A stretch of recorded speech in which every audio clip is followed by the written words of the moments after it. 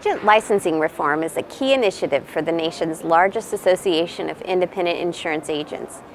A bipartisan bill has been introduced into Congress that may be the solution, says Bob Rusbuldt, President and CEO of the Independent Insurance Agents and Brokers of America. There's been a bipartisan bill established, NARAB, and it has been filed. Can you tell me what it stands for? I know this is the second go-around, and what would it do? NARAB stands for the National Association of Registered Agents and Brokers. And NARAB is an interesting concept. It's actually in federal law.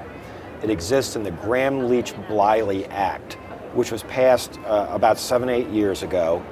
And there is an agent licensing provision that said if states don't become reciprocal in their non-resident licensing requirements, then a new entity called NARAB would come into existence. Mm-hmm. Well, the NAIC and the states did a lot of work, as did the Big I and other producer groups, to try to get states to become reciprocal. Mm-hmm. And the law said you had to have 29 states to be reciprocal in agent licensing, and then if that happened, NARAB would not come into existence.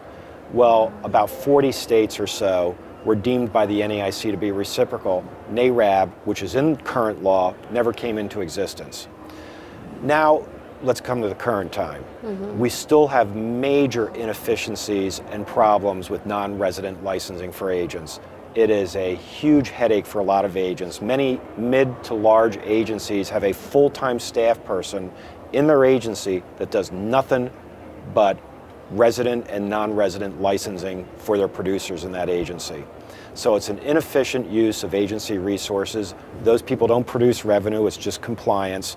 And we have come to the conclusion at the Big I that the states are never going to be able to deal with this issue and address this issue on a uniform, truly uniform basis. So we went to Congress and said, you've already put this into law. Let's take this out now and make it effective, and that's what this bill would do.